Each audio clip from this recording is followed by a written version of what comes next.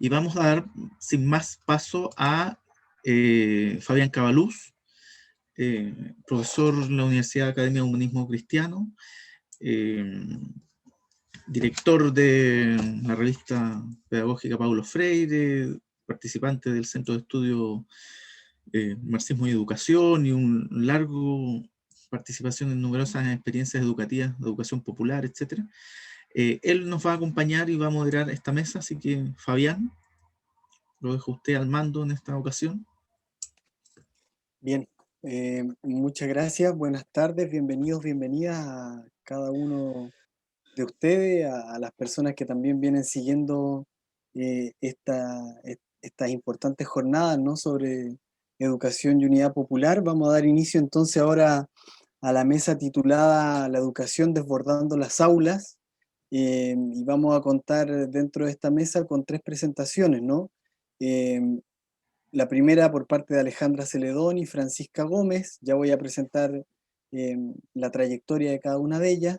La segunda de Ingrid Espinosa y Nelson Alvarado, y la tercera de Felipe Hidalgo y Diego Palacios, ¿no?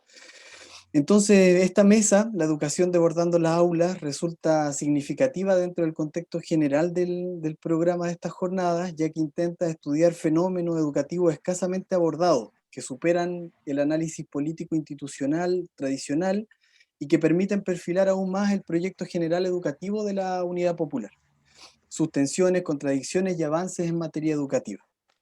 Al igual que las mesas anteriores, cada ponente va a disponer de 20 minutos para poder realizar su exposición. Cuando falten 5 minutos les vamos a estar avisando en el chat con respecto para que puedan tener como claridad con respecto al tiempo faltante.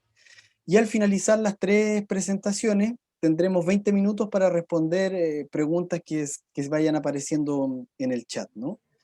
En primer lugar, entonces, va a exponer Alejandra Celedón y Francisca Gómez. Alejandra es doctora en arquitectura y profesora en arquitectura de la Pontificia Universidad Católica de Chile.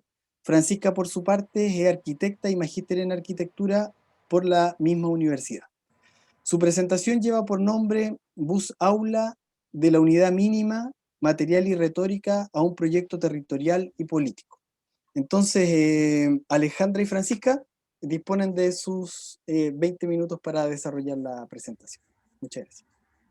Gracias, Fabián y a Cristian y el equipo por la invitación. Voy a compartir la pantalla. Quizás brevemente, ¿qué hacemos arquitectos colados aquí en una sesión de historia y de educación? Déjenme cerrar mi WhatsApp para no tener problemas.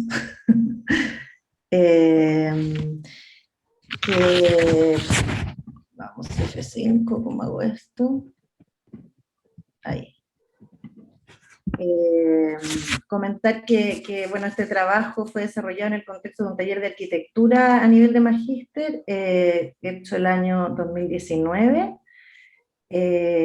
donde estudiamos durante un año junto a un equipo de 15 estudiantes y a otro profesor, Tomás Villalón también, el trabajo de la Sociedad Constructora de Establecimientos Educacionales, que trabajó en Chile durante 5 décadas, y el trabajo que estamos aquí presentando fue desarrollado junto a Francisca en su proyecto de título de arquitectura y también a través de su tesis de magíster, que luego seguimos con ella profundizando y fue publicado en una revista en Lituania, y ahora estamos presentando acá.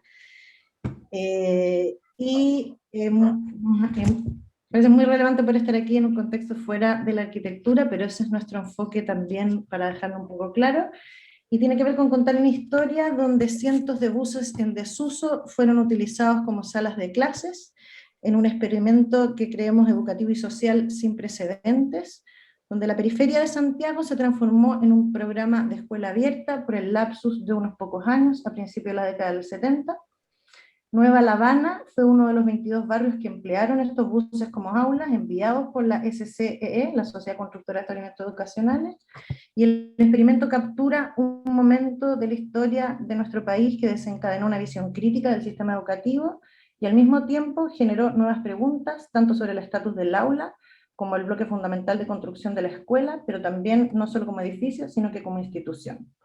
Los buses aula, creemos con Francisca, disolvieron el límite de la instalación educacional, mezclándola con las calles, y entre estas máquinas desechadas, la ciudad misma se convirtió en escuela, y las precarias infraestructuras crearon una nueva condición de posibilidad.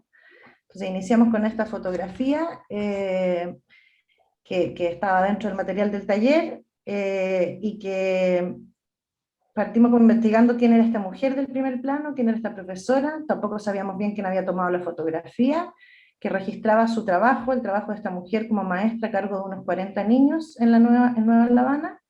Ella descubrimos que era una estudiante en práctica, que había sido asignada a esta escuela como profesora, en este barrio que era recientemente formado en las afueras de la ciudad.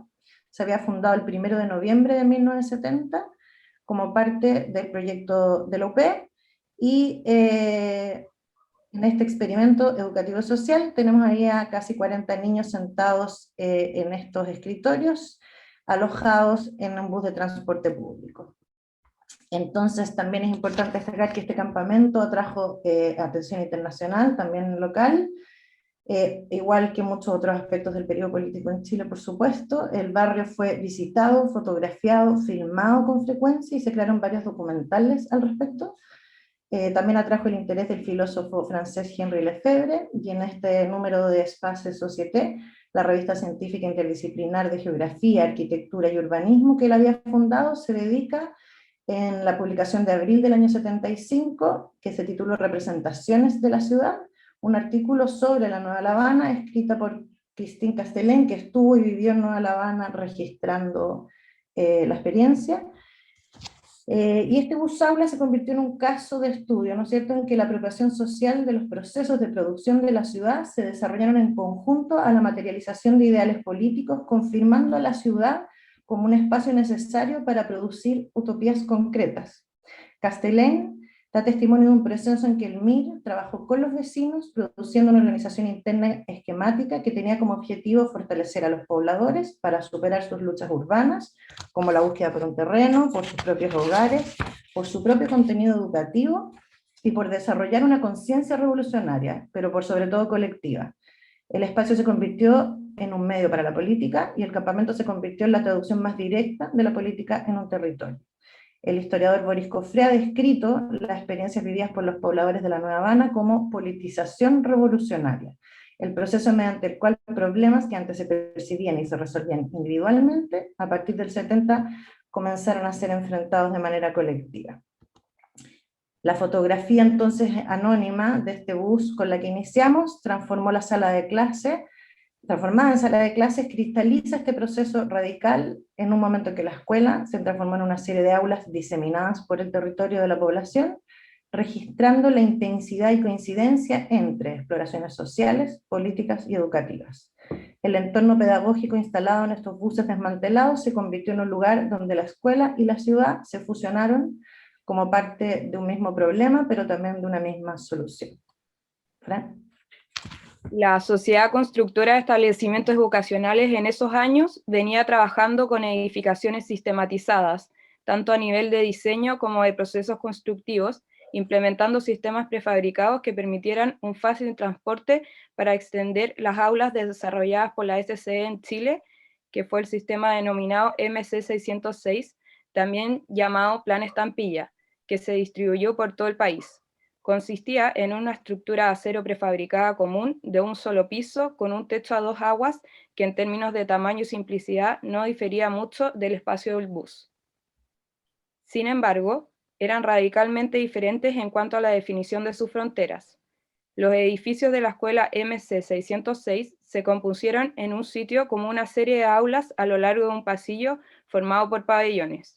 Los buses aula funcionaban como muebles autónomos sin apego a un edificio. Usaron la ciudad como este. La respuesta inusual de usar buses como aulas probablemente también estuvo relacionada no solo a la facilidad de su desmantelamiento, sino también con el imaginario industrial basado en los estudios de aviones, buses, trenes y barcos que ya circulaba a nivel internacional y local en los círculos arquitectónicos. Los buses, a pesar de su simplicidad tecnológica, probablemente representaron la llegada de un esperado progreso social, incrustando el imaginario productivo industrial y socialista del siglo XX. Junto con la llegada de los 11 buses aula a la Nueva Habana, se está instaurando un importante sistema de autogobierno en torno a un ideal de vida comunitaria. La organización estaba conformada por un presidente, 7 dirigentes, una junta directiva y los frentes de trabajo para salud, vigilancia, insumos, educación y trabajo. Esta exitosa estrategia de autogestión permitió que el campamento tomara forma y gradualmente asumiera otras demandas de los pobladores relacionadas con la calidad de vida y los ideales más allá de la vivienda. Los buses ALA fueron parte de ese programa más allá de la vivienda, cuyos resultados están destinados a articular fuerzas políticas y sociales, incluyendo a la ciudad en este proceso. Uno de los buses se convirtió en la biblioteca, la cancha existente se convirtió en el campo de deportes de la escuela y el espacio cultural en el medio del barrio actuó como escenario para eventos públicos. Más allá de las máquinas adaptadas, los buses lograron desencadenar un sistema territorial más amplio de relaciones sociales a medida que la escuela se extendió por el territorio. También diluyó sus límites físicos y temporales de la enseñanza. Tal estrategia de emergencia llevó a cabo inevitablemente una táctica ideológica que puede verse como un laboratorio de la vida colectiva donde los involucrados también fueron ganando agencia sobre su propio destino. Esta nueva conciencia política y sentido de colectividad se promovió y transmitió también a través de la vocación del gobierno para el pueblo. A finales de 1970, los trabajadores de una conocida editorial local, Zig-Zag, fue renombrada como Kimantú y se transformó en la editorial pública, haciendo que la cultura fuera accesible, pero también asegurando una herramienta de adoctrinamiento. Los cómics de la imagen son parte de este esfuerzo en el que se dedicó una caricatura entera a comunicar y explicar los buses aulas a la comunidad. El educador brasileño Paulo Freire visitó Chile 2 veces durante el gobierno de la UP, interesado en las ideas concretas de la lucha de clases expresada en diversas formas. Profundizó en la labor de movilización y organización política pedagógica desarrollada por el MIR, terminando una noche en la Nueva Habana. El estilo de enseñanza se desarrolló en una jerarquía diluida entre maestros y padres, una de las formas populares de distribución del poder que se desarrolló en el campo de en la época en que la tradicional separación escuela-familia encontró diversas definiciones. El contenido de la docencia se decidió de manera conjunta, entre los padres, representantes del campamento y los docentes que aseguraron los requisitos mínimos de la enseñanza. Como ha estudiado la historiadora Camila Silva, a los niños se les enseñó la historia de los mineros, de los campesinos y colonos en Chile, el concepto de lucha de clases y la idea del poder popular. El bus aula y el problema de la educación se abrió al tejido de la ciudad y se posicionó como el pilar del sistema educativo. Esto no fue el caso de la construcción de los edificios escolares modulares como había tradicionalmente planificado la SCE. En las escuelas, el aula era la piedra angular de la construcción y los edificios se entendían generalmente como una suma de estas. Los buses aulas fueron, más que una construcción espacial, se transformaron en una propuesta ideológica. Esta instrumentalización del autobús se convirtió en el pilar retórico de una escuela abierta para el barrio. Luego esta idea de que la escuela entonces no es ni un edificio ni una institución. La escuela Bus Aula de Nueva La Habana nació entonces de estos 11 buses aula ubicadas, esparcidas, y de la necesidad de cultura y de educación dentro de la comunidad. En la necesidad de apropiarse de otros espacios del campamento, los autobuses provocaron un quiebre con las maneras tradicionales de composición de un edificio escolar, trastocando los conceptos de arquitectura educacional. La explosión de las piezas fundamentales de una escuela y su dispersión en el territorio provocó que un pedazo de ciudad se convirtiera en la escuela por el lapso de unos pocos años, generando un nuevo ideal de pedagogía sin límites físicos ni formales. Los autobuses tuvieron un impacto apenas llegaron, generaron una reorganización en el territorio, produciendo diferentes patrones de movimiento y creando nuevas líneas invisibles dentro del espacio de la población. el límite entre la escuela y el campamento comenzó a disolverse gradualmente, formando un nuevo orden territorial en torno a la educación. Como los buses proporcionaban los medios mínimos posibles para una instalación educativa, el resto de los espacios funcionales que normalmente necesitaría una escuela tuvo que ser atendida por el propio campamento. Los buses formaron parte de una constelación de espacios urbanos, espacios abiertos y construcciones simples, siempre a poca distancia y caminable. Otros lugares y construcciones fueron completando los requerimientos de la educación. En Nueva La Habana, el programa tradicional de construcción irrumpió en la ciudad como un archipiélago de sitios discretos donde no solo se puso en crisis la idea de un edificio escolar, sino también su imagen como institución. El bus aulas comenzó a formar parte de un sistema más amplio. Sus métodos educativos disolvieron los límites espaciales concretos del aula típica para llevar a cabo su objetivo pedagógico esencial, como los mismos profesores decían y los representantes de las manzanas, crían niños que aprendieran unos de otros, de sus padres, del trabajo y del mundo fuera del aula. Las actividades escolares fuera de los busaulas fueron aún más importantes que las de dentro, creando un nuevo concepto de escuela sin que este fuese su objetivo inicial. Las actividades ocurrían tanto en el centro comunitario del campamento como entre las manzanas de la población. Cada manzana numerada o nombrada de la A a la Z tenía un representante que canalizaba las discusiones y decisiones de las 64 familias de cada manzana. En el centro comunitario, que era el corazón del campamento, era el lugar de diversas actividades, entre ellas la Asamblea General, donde se reunía toda la comunidad para discutir los temas más relevantes. Había un escenario que también fue uno de los espacios más importantes, donde habían presentaciones culturales, fue desde Tillapu hasta Víctor Jara, y donde ocurrían debates políticos. En las afueras del campamento existía una antigua casa patronal que quedó deshabitada y se volvió destino obligado en las visitas con los niños. La calle principal del campamento, Avenida Liguera, además de ser utilizada como área de juego por los niños, se convirtió en el patio y en el espacio de encuentro informal orgánico. Había megáfonos colgados que permitían a los niños y a los pobladores siempre estar informados de lo que sucedía en el campamento. El busaula cambió su función al instalarse como un edificio urbano dentro del campamento, convirtiéndose en un activador para la comunidad. La escuela llegó a ocupar un lugar central en los movimientos políticos y sociales populares, parte de un proyecto autoorganizado impulsado por sus propios habitantes con el respaldo del MIR, que se convirtió en uno de los ejemplos más radicales de autonomía política de la época.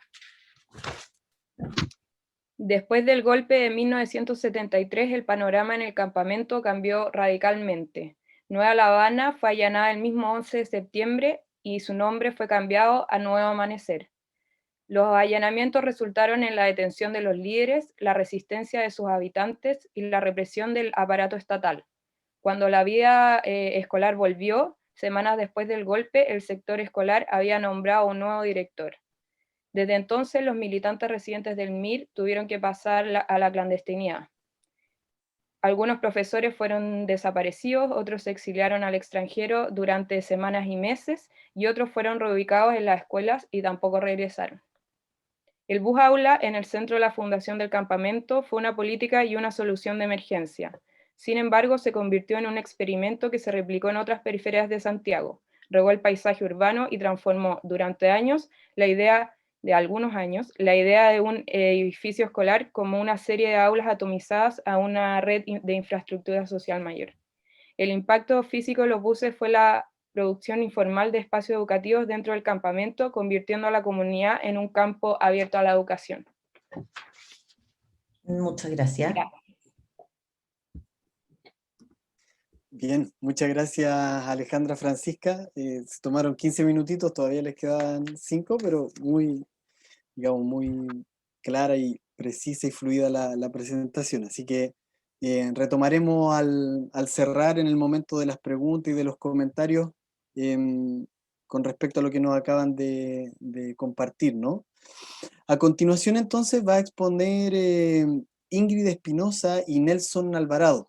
Ingrid es bibliotecaria, documentalista y magíster en procesamiento y gestión de la información. Su afiliación institucional es la Universidad Tecnológica Metropolitana. Nelson, por su parte, es magíster y doctorado en Historia por la Universidad de los Andes. Ellos van a presentar la ponencia titulada Dimensiones de las bibliotecas y bibliotecarios presentes en el proyecto educativo y cultural de la Unidad Popular. Así que, por favor, Ingrid y Nelson tienen la palabra.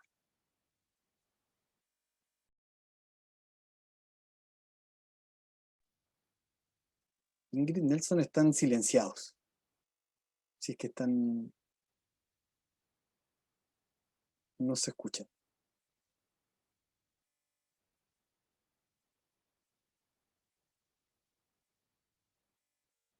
Sí,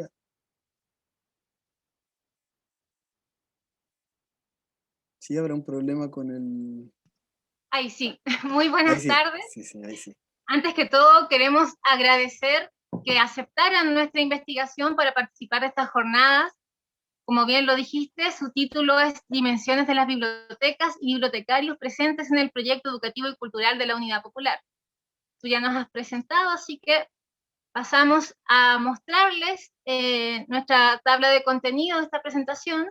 Antes que todo, decir que esta investigación está financiada por el Fondo del Libro, en el marco de un proyecto titulado Bibliotecarias y Bibliotecarios de Chile, 70 años de los profesionales de la información en el país.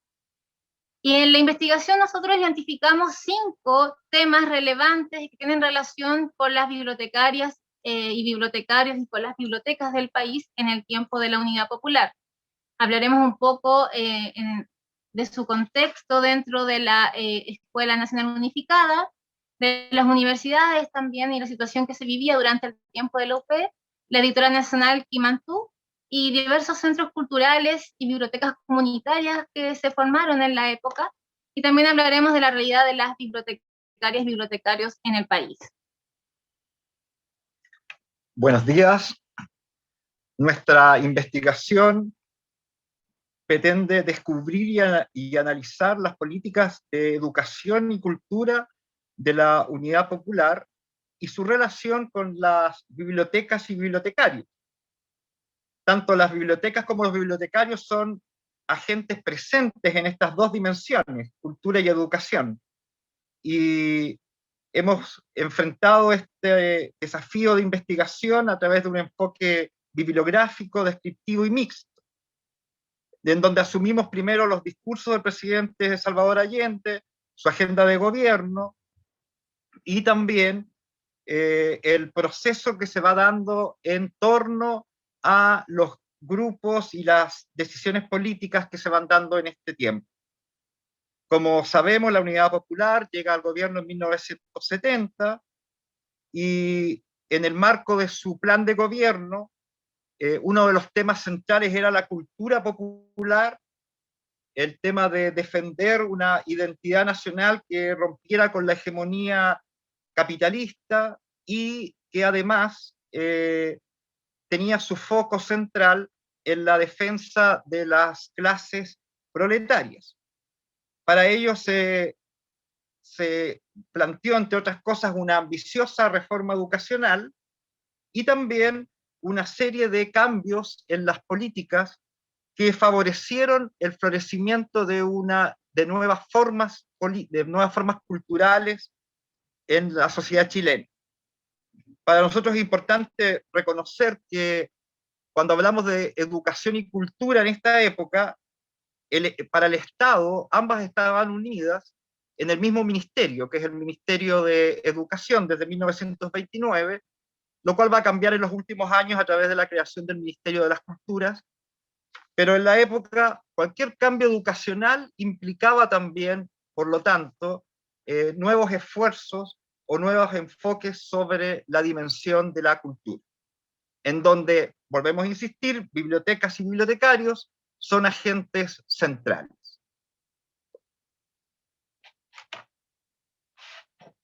Bueno, hablando de la Escuela Nacional Unificada y la ENU, más bien conocida como ENU, tenemos que decir que esta pretendía hacer una reforma al sistema educativo chileno, proponiendo una educación permanente para toda la ciudadanía, desde la sala cuna, la educación básica, media, superior, y hasta incluso contemplaba la realización de una práctica en las empresas.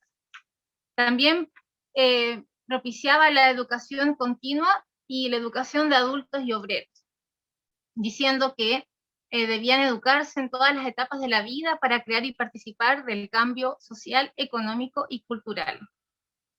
Al adentrarnos en la lectura de este proyecto, podemos decir que en ninguna parte se señala explícitamente la palabra libro, biblioteca y menos aún bibliotecario.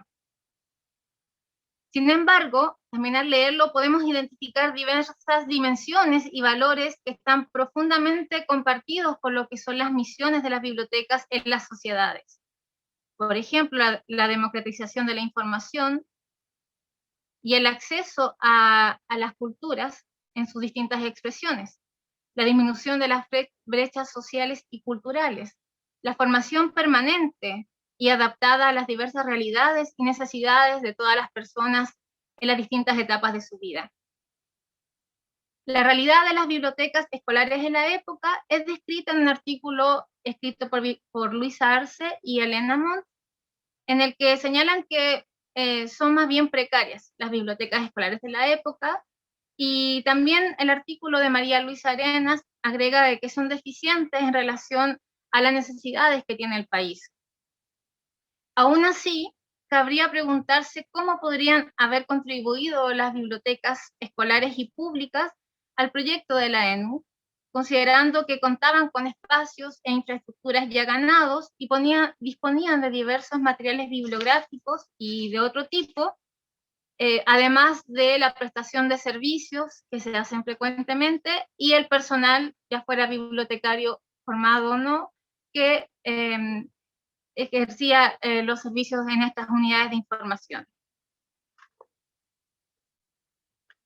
Una de las áreas importantes del saber está dado por las universidades, las cuales en el momento de asumir el gobierno de la Unidad Popular en Chile eran 8, 2 de las cuales eran estatales, la Universidad de Chile y la Universidad Técnica del Estado, las cuales se vieron favorecidas por una serie de políticas, por ejemplo, con la Universidad de Chile a través de la creación de la Corporación de Televisión, y también con la promulgación de sus estatutos, los cuales ya asumían la reforma universitaria de 1969. También es claro que en varios de los discursos de Salvador Allende identificaba al buen universitario con aquel que participaba y a la vez solidarizaba con la causa de la revolución y de la vía chilena al socialismo.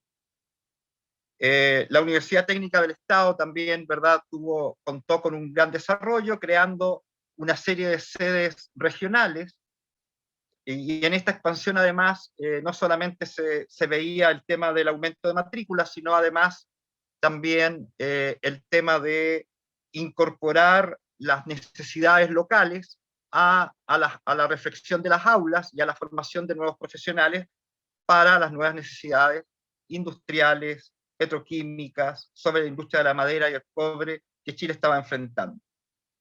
Las bibliotecas universitarias, por su parte, siempre son más que las propias universidades, pues cada universidad normalmente sostiene una universidad central y un conjunto de bibliotecas especializadas, tantas como las que puedan ser necesarias.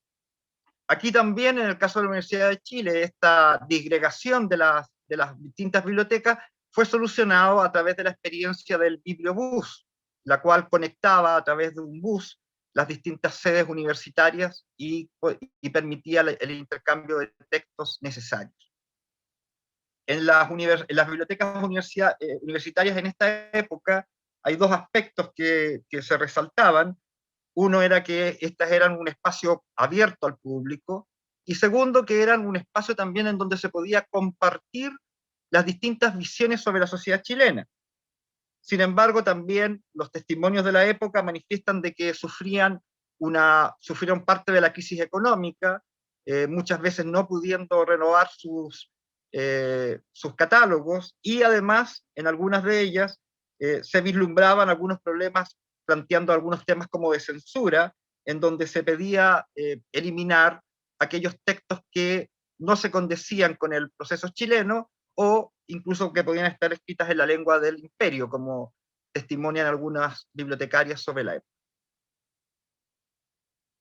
En cuanto a la formación profesional de bibliotecarios en la época, se debe decir que la Escuela de Bibliotecología fue creada en el año 1949 en la Universidad de Chile por el bibliotecario Héctor Fuenzalida, y fue formalizada 10 años después, en 1959, por el doctor en bibliotecología Alberto Villalón. Desde ahí en adelante se comienzan a entregar títulos universitarios. En el año 1972 se modificó el plan de estudios de la carrera y también se dan diversos avances, como por ejemplo el aumento del número de profesores contratados a jornada completa, y se proyectaba la creación de un programa de máster en el área y de una revista especializada en bibliotecología con alcance interamericano. Esta escuela contaba con un reconocimiento internacional por parte de sus pares, por las escuelas de bibliotecología de los otros países. También contaba con un programa de formación continua para sus graduados. El artículo de Carmen Pérez señala también de que existía la formación de bibliotecarios en distintas sedes regionales de la Universidad de Chile, como Iquique, Antofagasta, Valparaíso, Ñuble y Temuco, además de Santiago. Los estudios de la carrera de bibliotecología en esa época duraban 3 años y medio. Aquí hemos resumido en esta tabla que en el año 1972 se dio una matrícula histórica en la carrera. Creemos que esto es un claro ejemplo del éxito de las políticas que fomentaban el estudio a través de aranceles diferenciados y becas para los estudiantes, alcanzando en 1972 los 424 estudiantes, que significaban más de 100 por nivel. Esas cifras nunca más han vuelto a repetirse en la historia de la profesión en el país.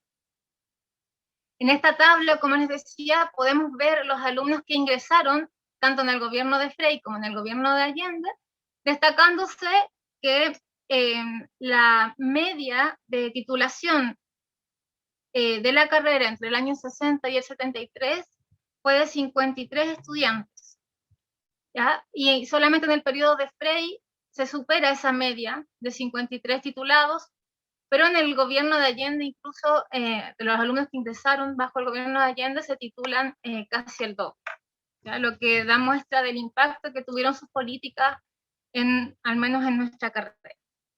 Es importante también señalar que de estos titulados en el gobierno de Allende, más del 91% correspondía a mujeres. Por lo tanto, es una carrera con un fuerte enfoque de género.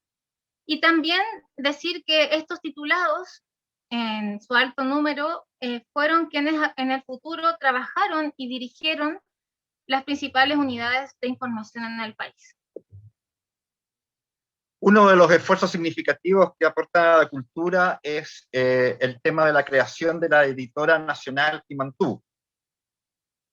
La creación de esta institución nace producto del riesgo producto de la quiebra de la editorial Zigzag y la incorporación de esta empresa al proyecto de propiedad social que planteaba la Unidad Popular. Sin embargo, también hemos encontrado que la idea de tener una editorial nacional ya había sido planteada por el propio Salvador Allende, siendo senador, en el año 1967. Su aporte al fomento lector es innegable. Esta institución llegó a publicar más de 12 millones de textos. Además, se hizo cargo de la impresión de los libros escolares y publicó un catálogo muy variado sobre folclore, educación popular, literatura universal, infantil, revistas, con la característica de ser libros a bajo costo y con una adquisición muy cercana para la gente. Era posible adquirirlos en kioscos, en estaciones de trenes, para lo cual se establecieron acuerdos con los trabajadores de las estaciones, y además incluso con un bibliobús, el cual llevaba la posibilidad de adquirir estos textos a los lugares más impensados y más aislados muchas veces de los centros urbanos. Aunque no se ha podido medir su impacto en el fomento lector, sin lugar a duda, esta editorial Quimantú es un aporte tanto para ampliar el horizonte cultural en la sociedad chilena y particularmente en las clases proletarias. En cuanto a las políticas culturales en el gobierno de Salvador Allende, podemos destacar que el gobierno de la Unidad Popular buscaba romper con la hegemonía cultural burguesa predominante, como lo indicaban en sus mismas palabras. En materia de políticas públicas, Allende renovó el Pacto Internacional sobre Derechos Económicos, Sociales y Culturales, que señala que todas las personas tienen derecho a participar de la vida cultural. Y eso se vivió en la práctica con la creación de diversos centros culturales en diversas comunas del país. Estas eran estas instancias de esparcimiento para actividades formativas y culturales en sus diversas expresiones. Había teatro, cine, danza, canto, artes gráficas y artes plásticas, entre otras. Y contaban con el apoyo de diversos artistas y estudiantes universitarios para realizar estas actividades. Las empresas también debían crear espacios culturales y deportivos para sus trabajadores y ser núcleos de enseñanza y cultura.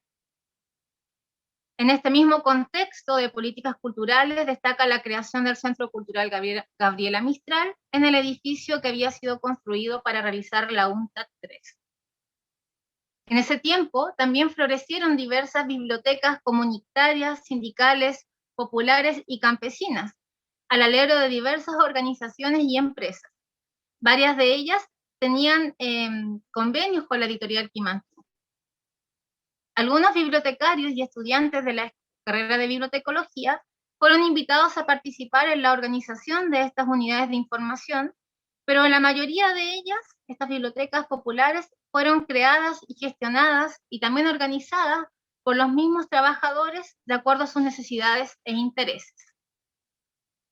Las bibliotecas públicas del país, a su vez, distribuidas en diversas comunas, funcionaron en paralelo y también sabemos que fueron nutridas por los volúmenes publicados por Quimantú.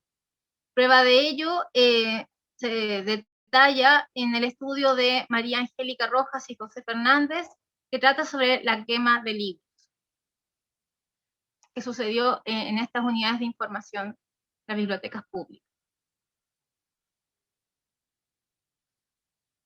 Un quinto capítulo y final de nuestra investigación abordó la realidad de las bibliotecarias y bibliotecarios del país y su relación con Salvador Allende. Primero que todo hay que decir que la bibliotecología hasta el día de hoy es una profesión muy poco conocida, y más aún lo era en esa época. Pero no tanto para el presidente Salvador Allende. En primer lugar, porque su esposa, Hortensia Bussi, trabajó como bibliotecaria de la Dirección de Estadísticas de Chile. Además, siendo senador en 1967, junto a los senadores Volodya Teitelbaum y Edgardo Enríquez, apoyaron el proyecto de creación del Colegio de Bibliotecarios. Finalmente, el 10 de julio de 1969, se publicó la Ley 17.161, que creó el Colegio de Profesionales en el país, siendo su primer presidente el bibliotecario René Moraganeira. Este colegio tenía por objeto velar por el prestigio, ética, derechos y perfeccionamiento de los bibliotecarios del país. Allende, además, en 1972, introduce algunas modificaciones a esta ley original de creación del colegio, permitiendo que trabajadores y funcionarios de bibliotecas pudieran colegiarse, y además otorgaba funciones a la Dirección de Bibliotecas, Archivos y Museos y a la Biblioteca Nacional para resguardar el patrimonio bibliográfico nacional. A pesar de todo el apoyo y cercanía que tuvo originalmente Allende con el Colegio de Bibliotecarios de Chile, con el tiempo se da una fracción interna al respecto de su persona, y finalmente el 20 de septiembre de 1973, la dirección del Colegio de Bibliotecarios emite un documento que apoya el nuevo régimen de la dictadura, pero se desconocen las motivaciones que tuvieron para ello. Uno de los temas importantes para los bibliotecólogos de la época se dio en el cambio de grados y en las mejoras de sueldos que recibió el personal de la DIVAM, la Dirección de Bibliotecas, Archivos y Museos, en el cual hay un número de personas que son agregadas a la planta, pero gran parte de ellos, de los que ya trabajaban ahí, fueron subidos de categoría o de grado, mejorando, por tanto, las condiciones económicas de estos funcionarios públicos, que además se hacen cargo de mantener este tema. Finalmente hay que hablar del CENID, que es un organismo que originalmente pertenecía al Consejo de Rectores, pero que en 1967 pasó a formar parte de la institucionalidad del CONICYT, que es fundada en el Ministerio de Educación. Este organismo, este centro de estudios, estuvo liderada por importantes bibliotecólogas. Principalmente son destacables Betty Johnson, Ana María Prat, Jimena Feliu, Silvia Navalón. Ellas, a través de publicaciones de este Centro Nacional de Investigación, van a aportar primero a su propia disciplina. Segundo, a generar políticas en Chile para el manejo de información y de datos. Y tercero, catalogar los centros de investigación que existen en Chile sobre recursos naturales, sobre ciencia, sobre tecnología. Especialmente entre el 70 y el 73, además, hay varias publicaciones referidas a temas como la nacionalización del cobre. Ahora, esta es una información muy importante, ¿no? Porque tener la información catalogada y tener la información ordenada y a la vez tener los análisis hechos desde este servicio permitía crear políticas públicas afines a lo que buscaba la Unidad Popular de un modo transparente, pero también de un modo muy bien informado. A modo de conclusión, tenemos algunas consideraciones finales. Durante el gobierno de la Unidad Popular se fortaleció la educación en todos los niveles. Las bibliotecas escolares se vieron fortalecidas por los materiales bibliográficos circulantes, y las bibliotecas universitarias contaban con diversos tipos de materiales y estaban abiertas a toda la comunidad. La cultura se veía en las calles, en las poblaciones, en las empresas, en los campos. La ciudadanía tenía acceso a diversas expresiones de ella a través del teatro, la danza, el cine, el canto y las artes. La editora Quimantú publicó cerca de 12 millones de volúmenes y más de 300 títulos en sus 2 años y medio de funcionamiento, acompañada de precios accesibles y de actividades de fomento al libro y a la lectura, creando así ayudando y propiciando la creación de diversas bibliotecas comunitarias, sindicales y populares, y aumentando las colecciones de diversas bibliotecas públicas del país. La formación de bibliotecarios expresada en la Escuela de Bibliotecología de la Universidad de Chile alcanzó cifras históricas de matrícula y titulación, y proyectaba la creación de un máster en el área y de una revista especializada. El gremio bibliotecario guardaba gratitud hacia Allende por su apoyo a la creación del colegio, pero con el tiempo esta opinión se vio fragmentada. El programa básico de gobierno de la Unidad Popular y las bibliotecas públicas implementadas por el presidente se encontraban en sintonía con la misión propia de los bibliotecarios y propiciaron efectivamente el desarrollo de la profesión y de temas propios de su razón de ser en la sociedad, como el fomento lector, el gusto por el libro y la lectura, y el desarrollo de diversas bibliotecas para todas las edades y las temáticas de interés, y siempre en pro de la formación integral y permanente de todas las personas. Quimeras que fueron frustradas abruptamente con la caída del presidente Salvador Allende. Muchas gracias por su atención. Muchas gracias, Ingrid, Nelson, por la presentación.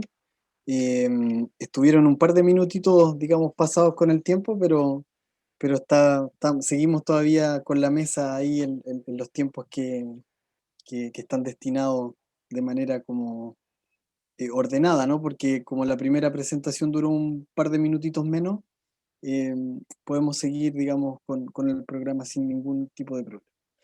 Entonces, a continuación, vamos a darle la palabra a Felipe Hidalgo y a Diego Palacios. Felipe es profesor de Educación Física de la UMCE, magíster en Psicología Educacional de la Universidad de Chile y estudiante del doctorado de la Universidad de Sídney, estando vinculado en la actualidad a la Universidad Católica Silva Enríquez.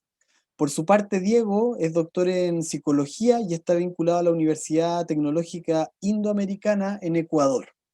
Su ponencia lleva por nombre Reflexiones en torno a la educación integral y salud en el proyecto educativo de la Unidad Popular 1969-1973. Le pido por favor entonces a Felipe y a Diego que inicien la ponencia y que estén ahí atentos al chat para el aviso de los tiempos, por favor.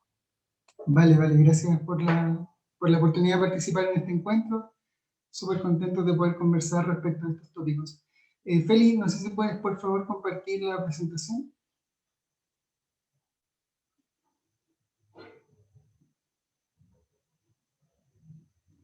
Ok, gracias.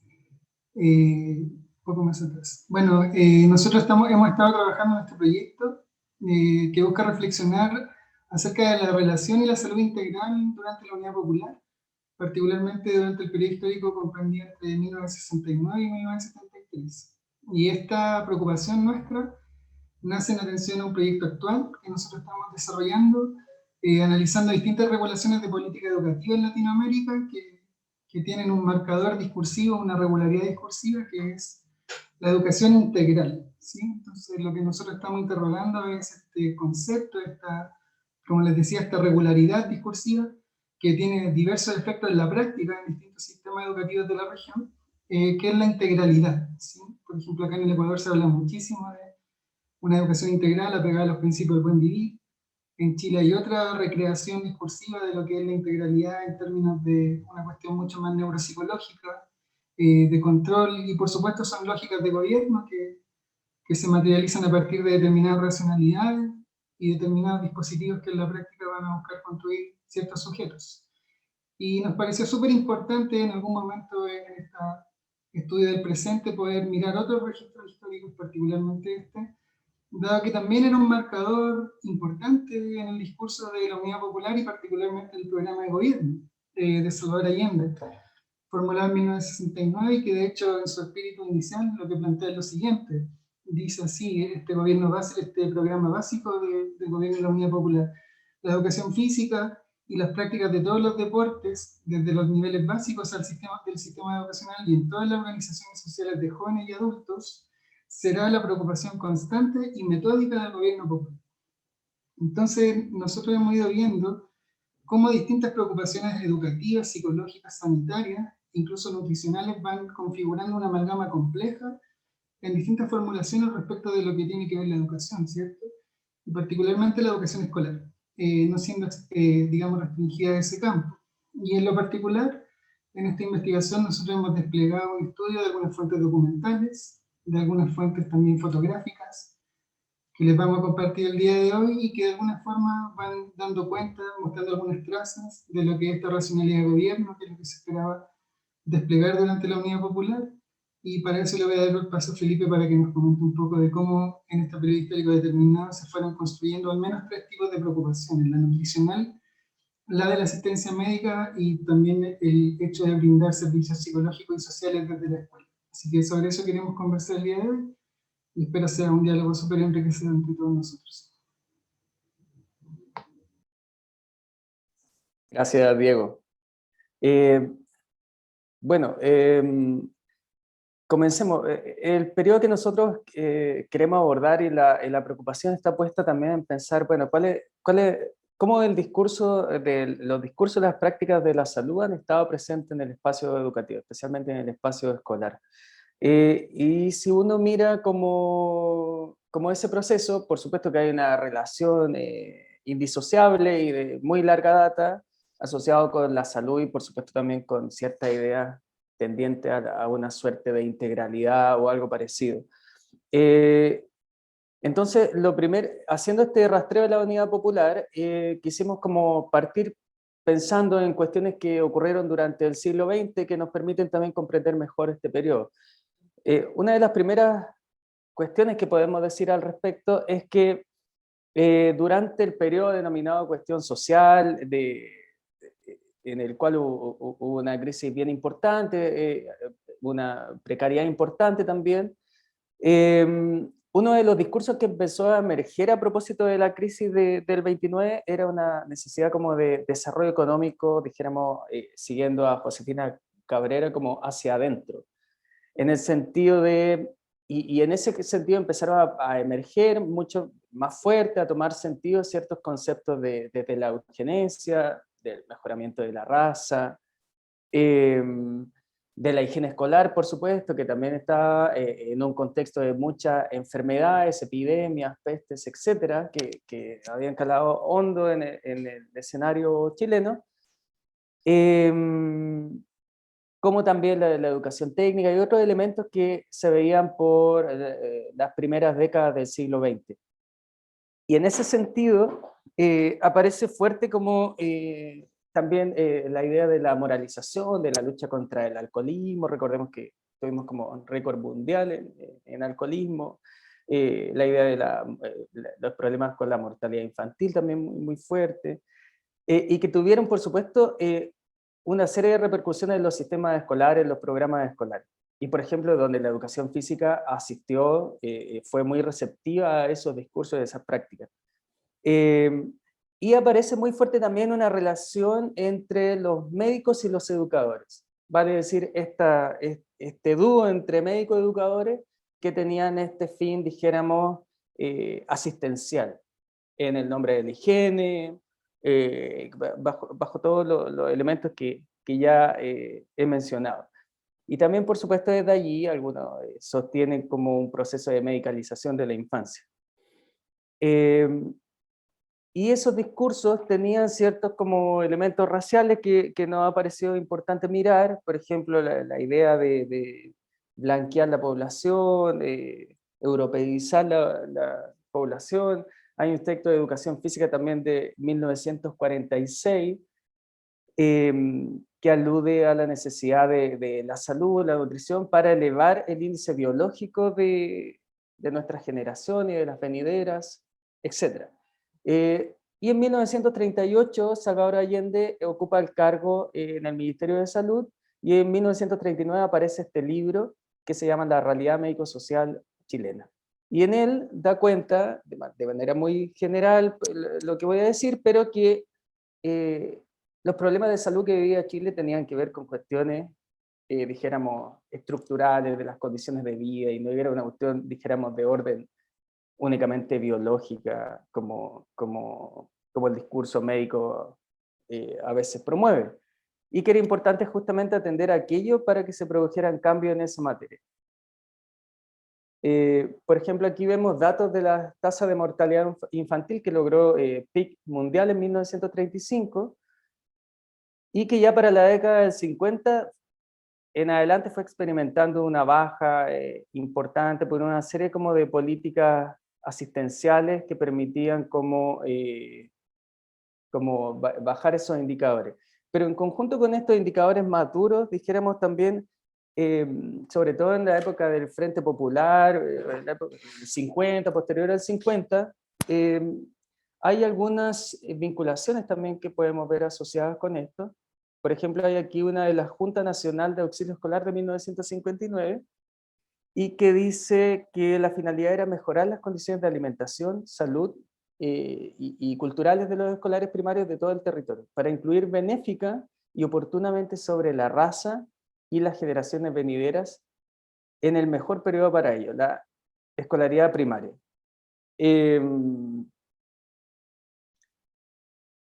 Y uno de los elementos más importantes allí que tuvo presencia durante el siglo XX y todo este periodo era proveer de alimentación, desayuno, el almuerzo escolar.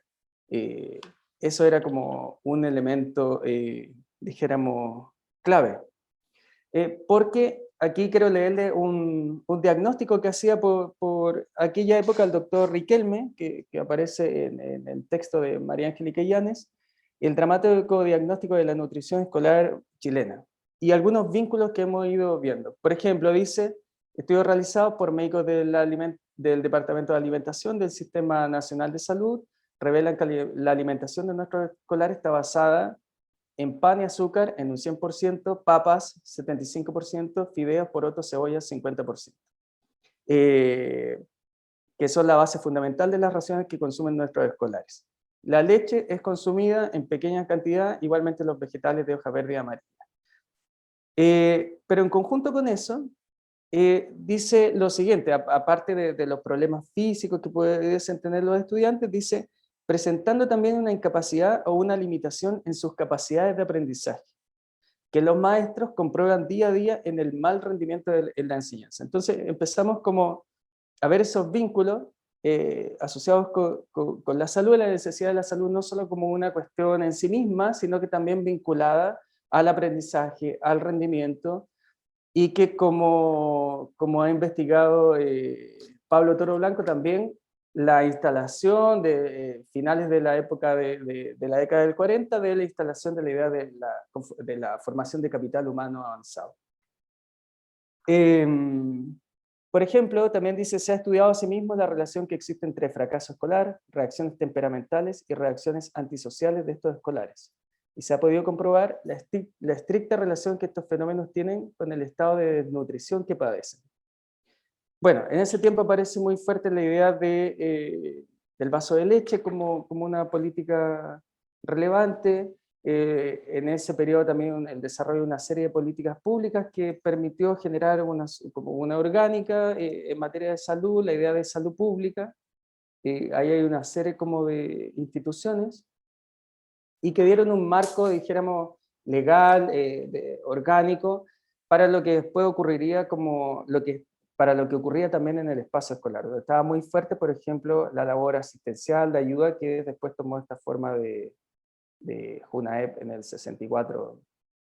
Y también lo que podemos decir, en la época de los 60 en adelante, que también estábamos en presencia de dijéramos, la configuración de una medicina socializada, una medicina latinoamericana, que estaba amparada en los conceptos que aparecen allí, y que también hicieron eco en lo que fue la construcción de ciertas ideas de la salud en la escuela. La idea de autonomía, la interdependencia, la atención integral. Por ejemplo, en 1971, la creación de los consejos locales de salud, que establece una nueva relación, una relación de saber-poder entre los profesionales de la salud con la población. Y también siguiendo las lógicas, las dinámicas, la vida cotidiana de la gente en Chile, por ejemplo, la configuración de los policlínicos barriales, que estaba en sintonía con esta vida de barrio.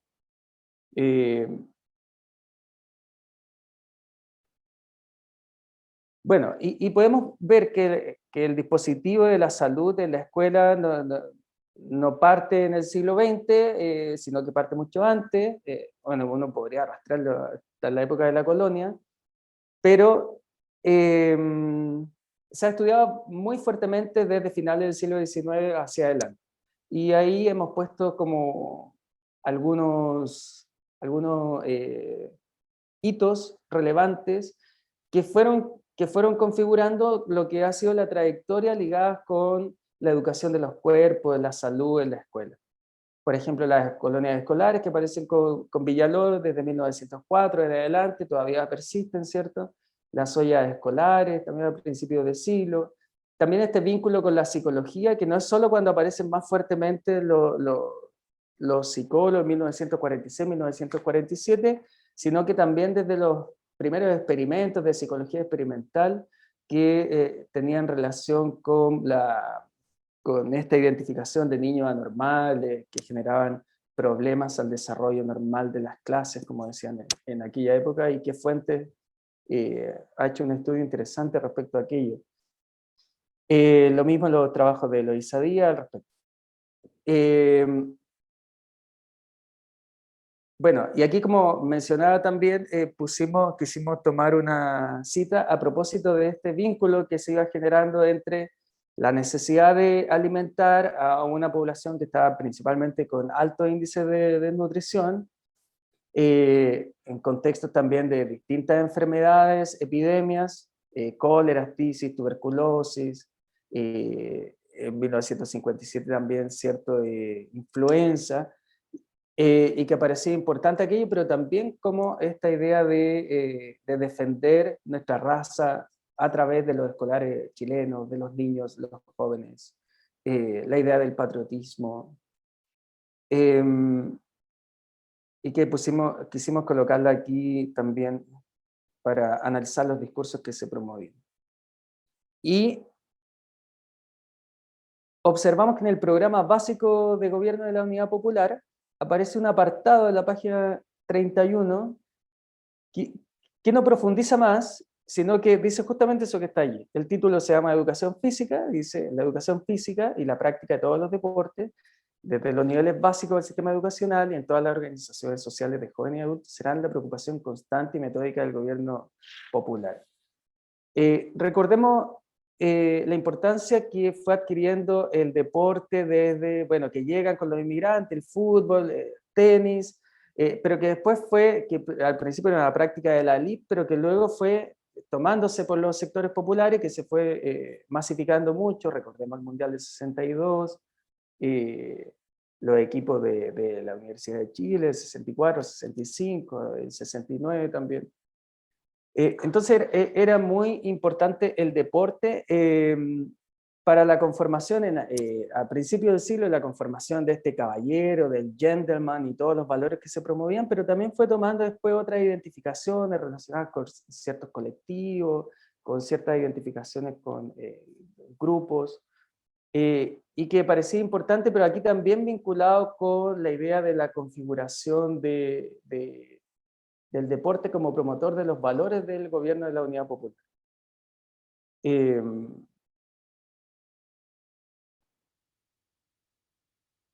Y a propósito de ello, hay un programa emblemático allí que se llamaba el programa Yo Hago Deporte, focalizado en las capas media y populares, y que estaba basado como en dos pilares fundamentales, como el deporte es salud, el deporte es nación.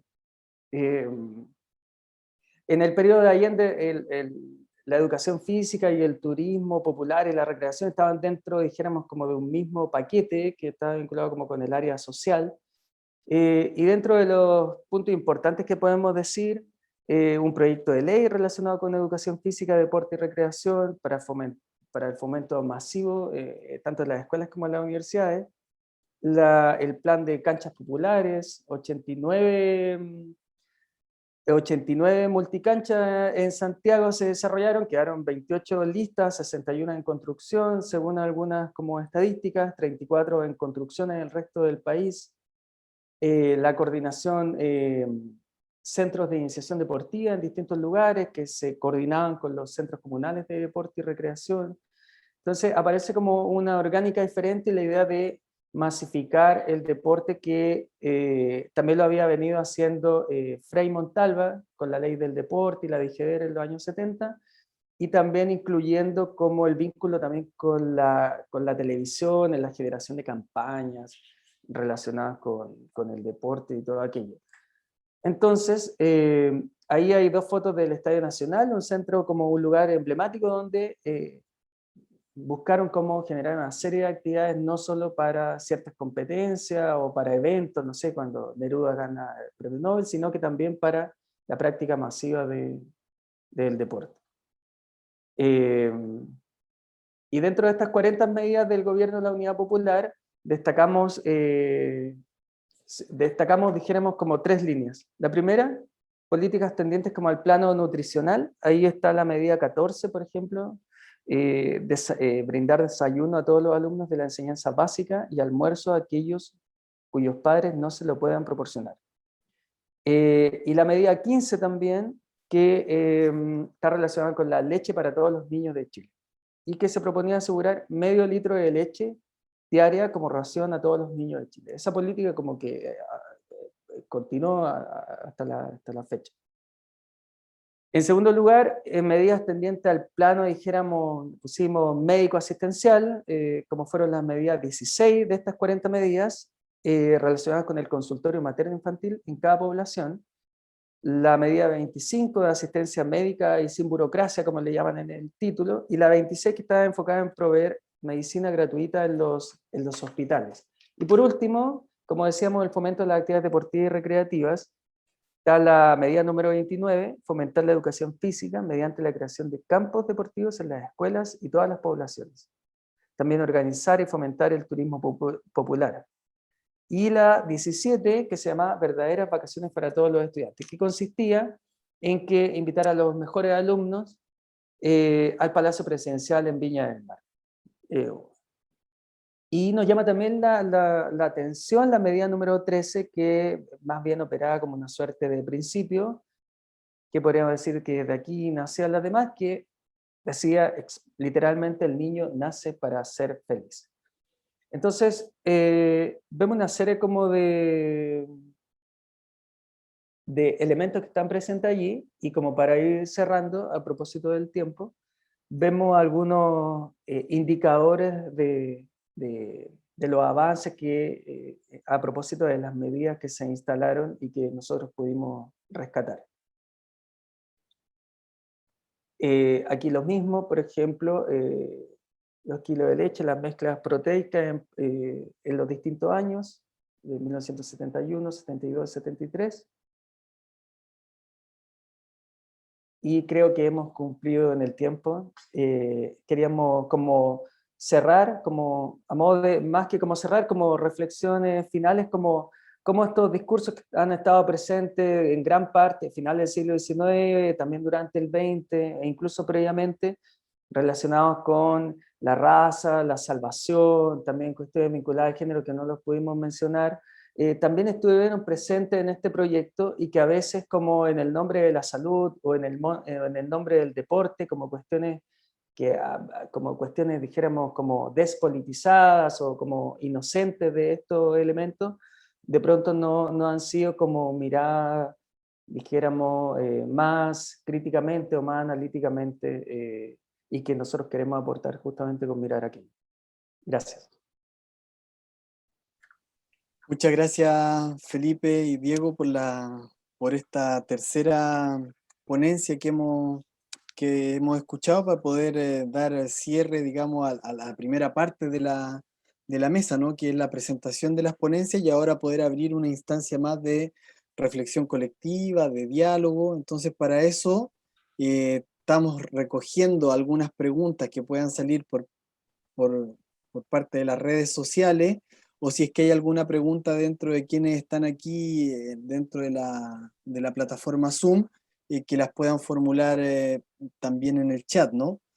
De momento, creo que no hay, por lo menos no tengo ninguna aquí a la vista en el chat. Aprovecho yo, si quieren, así les doy tiempo también a Cristian y a Sebastián, que vayan ahí compilando a lo mejor alguna de las preguntas, formulando harta. Sebastián dice que tiene harta. No sé si en este caso, por ejemplo, dentro del chat nos estamos dando la palabra, o la formulamos de manera escrita. ¿Sí nos la damos? Bueno. Entonces, dale, Sebastián, si quieres comenzar con las preguntas, dale. Sí, bueno, primero que todo, gracias por las presentaciones, estuvieron todas muy interesantes y abren muchos caminos para poder seguir investigando este periodo. Tengo como una pregunta para cada uno y una en general, entonces son como varias. Voy a partir al final para adelante, con la última presentación. Es súper interesante lo que ustedes plantean, porque en general en los estudios en los discursos de Allende, el tipo siempre dice, bueno, yo soy médico. O sea, como que es un tip que tiene. Y que apela harto como una medicalización del niño. De hecho, siempre dice hay como no sé cuántos miles de niños que, porque en sus primeros 9 meses no consumieron tantas calorías, ellos ya van a tener un déficit educacional que es irreversible en el fondo. No sé si ustedes podrían, muy cortito, contarnos un poco si pudieron percibir eso en los discursos educativos de la época. ¿O cómo lo percibieron? Pero yo creo... mejor plantémoslas todas y después damos okay. Sí, porque si no nos podemos extender demasiado. Dale. La segunda pregunta es acerca de, es para Manuel, y no tengo el nombre ahora de la compañera, pero es que en una parte Manuel dice que existía o alcanzó a percibir cierta censura sobre libros que se estaban distribuyendo en la época de la Unidad Popular, una cuestión que es muy interesante. esa evidencia está basada en relatos, que es otro problema metodológico que tenemos para estudiar el periodo, o existirá otro tipo de fuente primaria escrita como para poder cotejar esos recuerdos, por decirlo así. Y la última es para Alejandra, se me olvidaron los nombres, pero no importa, discúlpenme. Y Francisca. Y que tiene que ver con su idea de que el bus aula rompe como la idea tradicional del aula. Yo no creo que se pueda poner ahora, pero si tú te das cuenta del bus aula mismo, no hacia afuera, no como complejo, sino que el bus aula mismo, y que es algo que me llama mucho la atención porque en cierta tradición se estudia como una gramática de la escolarización, es decir, que todo tiende a confluir, a tomar una forma más o menos igual. El bus parece un aula, de hecho. Son niños sentados en sus puestos, con un profesor adelante, que va dictando cierta materia, en el fondo como algo bastante tradicional, entre comillas. No sé si ustedes pudieron percibir tensiones o reflexiones acerca de eso. Esas son las 3 preguntas. Vale, muchas gracias, Sebastián, por ahí también instalar algunos temas para cada uno de los grupos. No sé si en el chat, Cristian, habrá alguna pregunta en el Facebook. Solo hay felicitaciones a las presentaciones, ¿ya? Principalmente a la presentación de Manuel e Ingrid. Así que de repente con las preguntas que le damos con las preguntas de Fabián de repente. Sí. Yo también tenía, gracias Cristian, yo también tenía una pregunta para cada una de las presentaciones, ¿no? Sobre todo como temas gruesos para poder, si podían como profundizar en cada uno de ellos. Con respecto a la presentación centrada en el tema de los buses aula, hay algunos como también textos que se han publicado en la línea de historia de la educación que también tensionan un poco estas lecturas que reivindican esta política, ya sea de autogestión, pero también vinculada con la política pública, porque detrás de la idea del BUAULA habría también una suerte de política que en alguna medida precariza también la educación pública, ¿no? Como que detrás puede haber una reconfiguración, puede haber una lectura, una interpretación que apueste por reconfigurar, reapropiar, desarrollar una vinculación entre la escuela, la comunidad, el territorio mucho más amplia, pero sin duda que también se puede hacer una lectura a lo mejor en esa otra clave, ¿no? De las dificultades, en el fondo materiales, por así decirlo, del gobierno de la Unidad Popular, de poder dar una respuesta a las demandas como de los pobladores, por, digamos, solucionar una serie de problemas, pero sin caer en lógicas que precaricen, ¿no? Y bueno, entonces ver si es que podían abrir alguna reflexión en esa línea.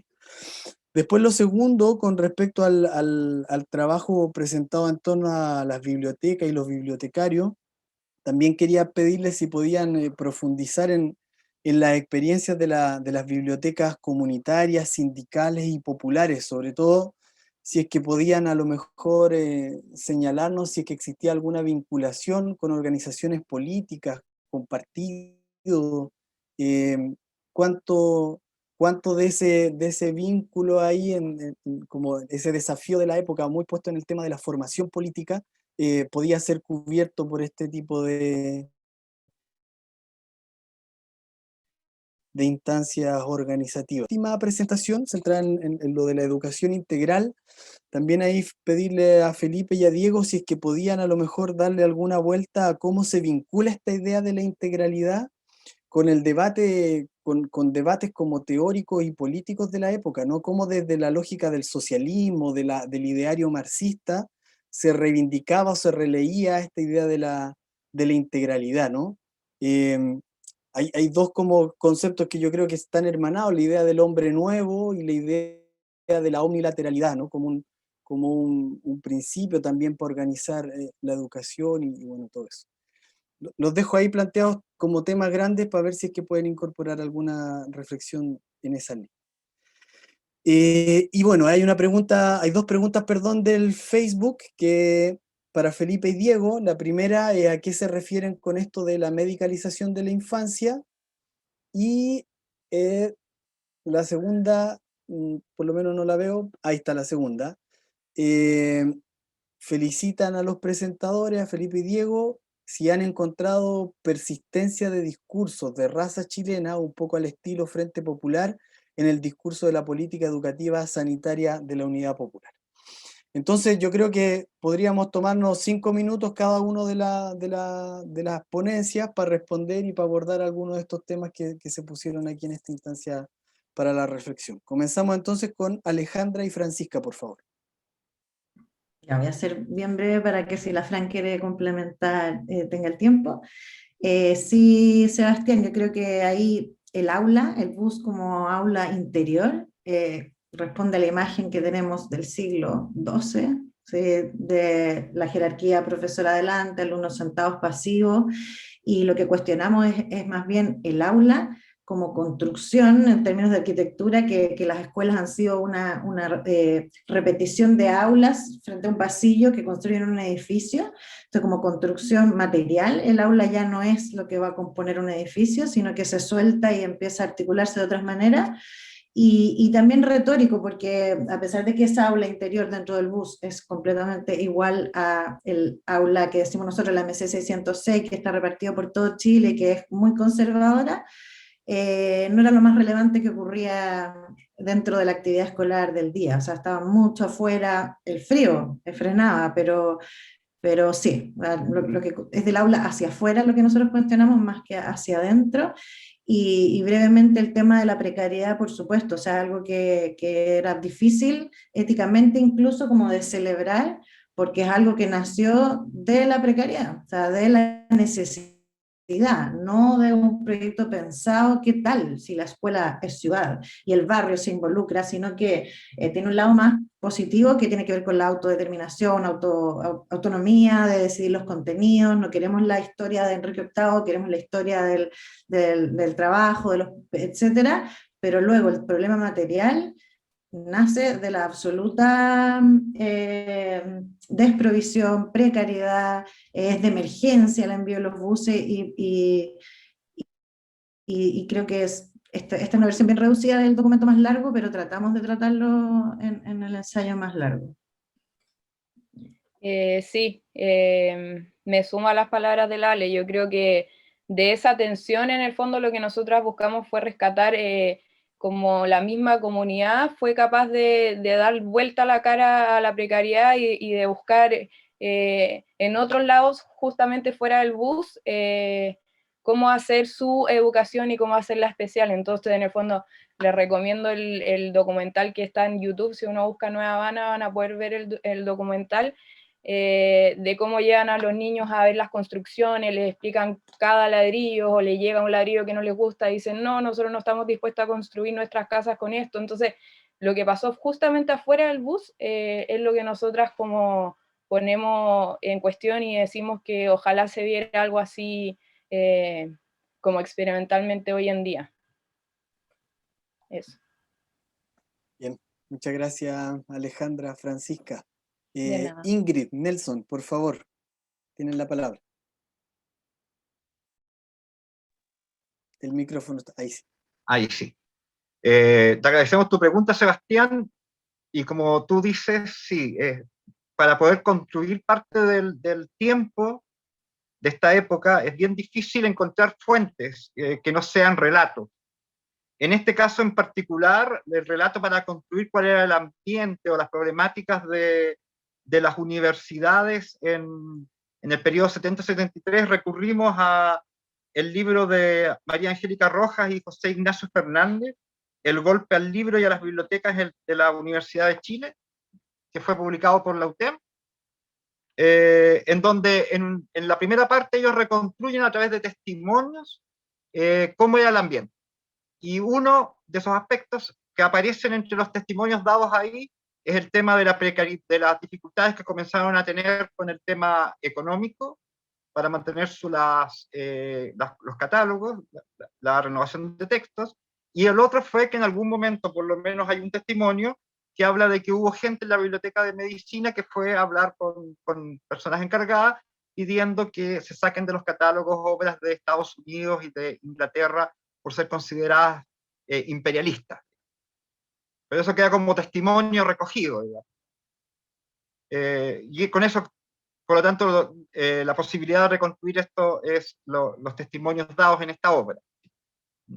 Sobre la segunda pregunta que nos hacían, nosotros encontramos que el tema de, no se pudo expandir en la presentación, pero el tema de las bibliotecas comunitarias o populares es una preocupación muy vieja en la sociedad chilena, que prácticamente uno la encuentra desde los inicios de la discusión de la cuestión social a final del siglo XIX, y que involucró a todos los actores, ¿eh? Involucró al catolicismo social.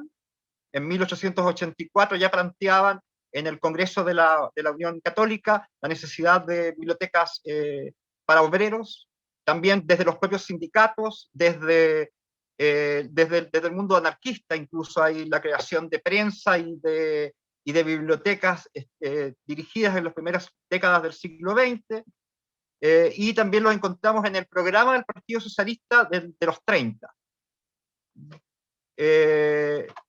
Y por lo tanto esa es una preocupación permanente, la preocupación de que los obreros tengan acceso a la cultura a través del libro es una preocupación. Lo que se va a dar en la UP, la Inge va... Bueno, efectivamente no existe bibliografía sobre el tema. ¿Ya? No hay estudios sobre estas bibliotecas sindicales y populares que se dieron. Sí hay testimonios de florecimiento de bibliotecas comunitarias y que cada una de estas tipologías que mencionamos corresponde a una biblioteca diferente. No es lo mismo una biblioteca popular o comunitaria que se da en un contexto de junta de vecinos que una biblioteca que se da en el contexto de un sindicato o de un bienestar de una empresa. ¿Ya? Las bibliotecas, por teoría, sirven a sus comunidades y a los intereses de sus comunidades. Por lo tanto, cada una es diferente a la otra. Y lo más probable es que sí, que hayan servido a los intereses, dependiendo de si, por ejemplo, al sindicato le interesaba formar a los trabajadores en cierta doctrina, lo más probable es que se hayan apoyado de bibliografía pertinente para el tema. Como dijimos también en la exposición, las obras de Quimantú eran parte de muchas de estas bibliotecas, circulaban en el ambiente, por lo tanto, sí nutrían sus colecciones. Pero más allá, como digo, no esbozamos el tema, pero no logramos centrarnos netamente en él. Es un tema pendiente todavía. Solamente decir una cosa al final, que Allende indicaba que los trabajadores querían libros para sus hijos. Esa es una frase textual que él dice en un discurso. Nosotros agregamos de que también los trabajadores querían libros para ellos. También querían formarse, también querían leer, y Quimantú apoyó mucho el fomento lector en la época. El libro era tema, el libro circulaba, en verdad eran otros tiempos. Muchas gracias, Ingrid, Nelson. Y bueno, le damos entonces la palabra a Felipe y Diego para que puedan también retomar ahí los planteamientos que salieron tanto del chat como de las intervenciones. Por favor. Gracias. Vamos a tratar de articular las preguntas. Al principio había una pregunta relacionada con este discurso médico que se proponía como comentaba Cristian, de la figura de Allende, decía, bueno, yo soy médico, y sí, también vimos también una entrevista en donde señala lo mismo, y las carencias, como mucho este vínculo de no la salud precisamente como un fin en sí mismo, sino que siempre en el ámbito escolar aparece la salud como una idea asociada, como un medio para el rendimiento escolar.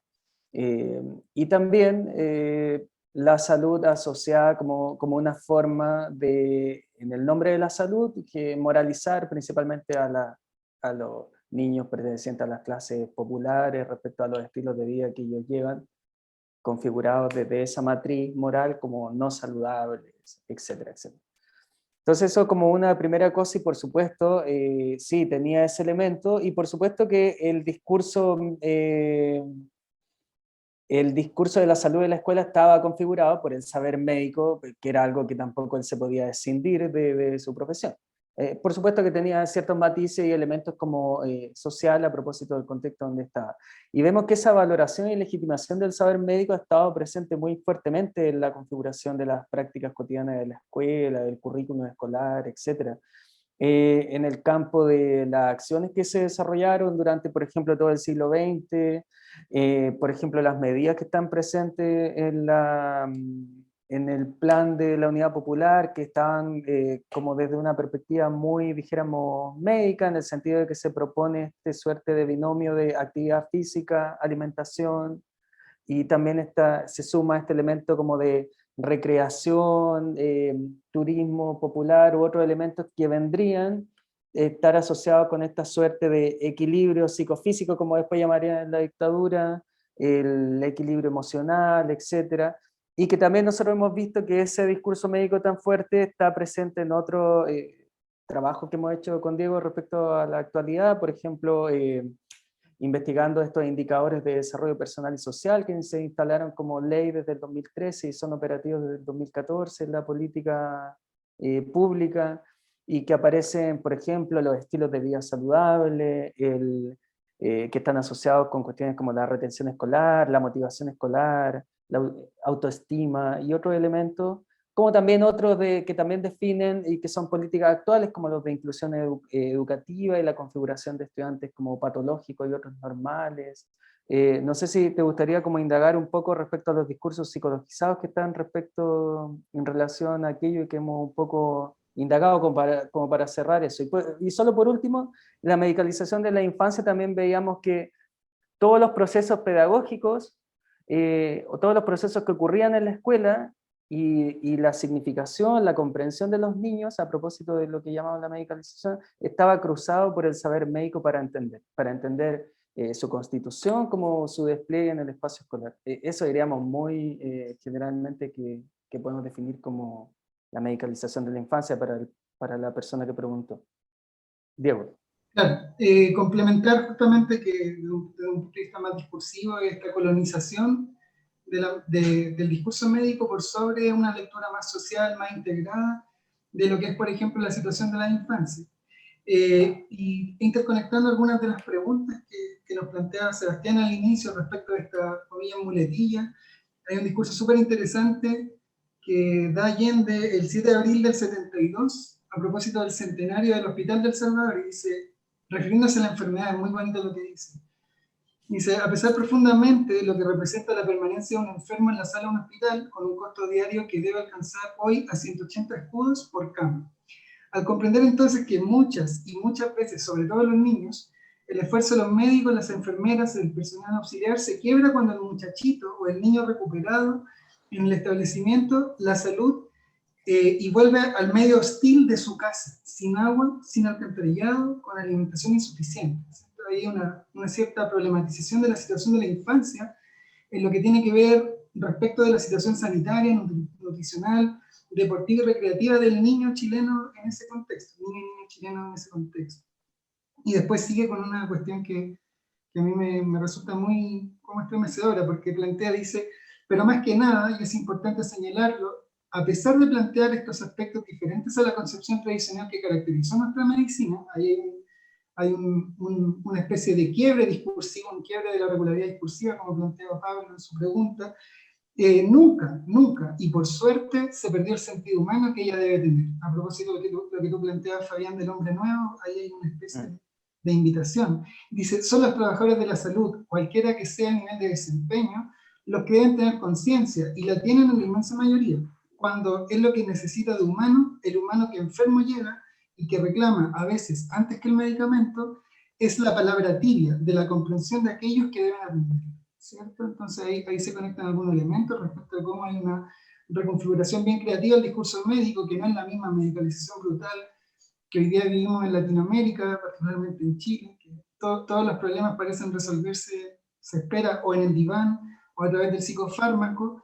En realidad acá había una apertura creativa respecto a esta concepción más cálida, más tibia, que aparece en la atmósfera afectiva que plantea acá Allende en este discurso del centenario del Hospital del Salvador.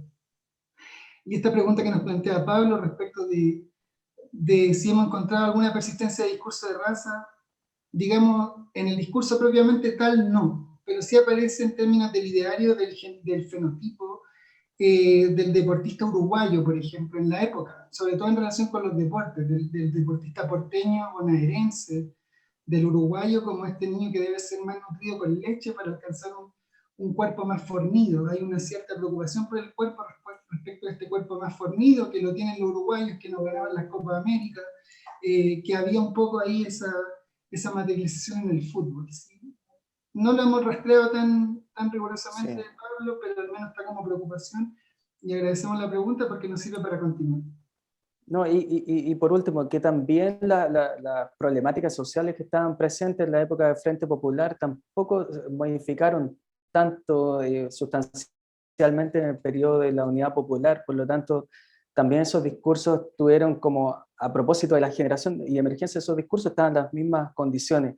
Y vemos que lo que dice Diego también después aparece muy fuertemente este discurso desde el deporte, el discurso exitista, patriótico en el periodo de la dictadura. Y ahí podemos ver también ciertas continuidades, actualizaciones y nuevas formas que necesitamos, por supuesto, seguir rastreando.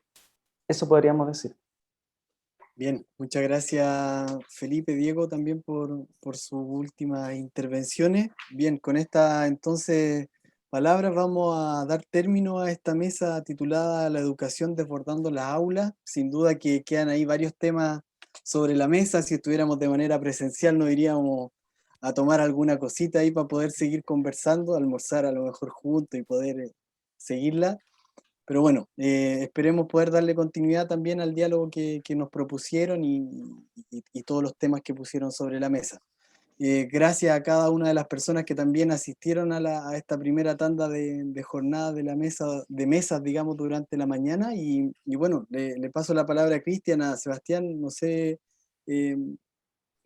si tienen algo que presentar.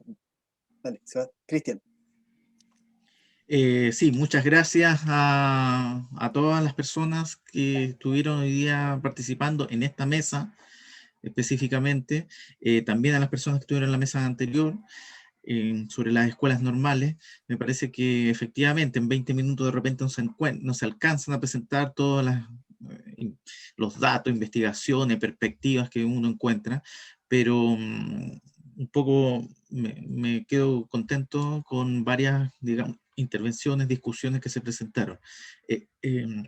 También me parece que esta es una buena instancia como para intercambiar material, datos que alguien puede haber encontrado en algunas investigaciones. Les mandé algunas cositas por ahí a Felipe, a Ingrid y a Manuel también, respecto a algunos temas que de repente algo puede servir. Los dejamos a todas invitados para la tarde a las 3:30, a las 15:30 horas, volvemos en esta maratónico jueves, puesto que a las 15:30 volvemos con una mesa que se llama Imaginarios Políticos y Comunidades en la Educación Inicial.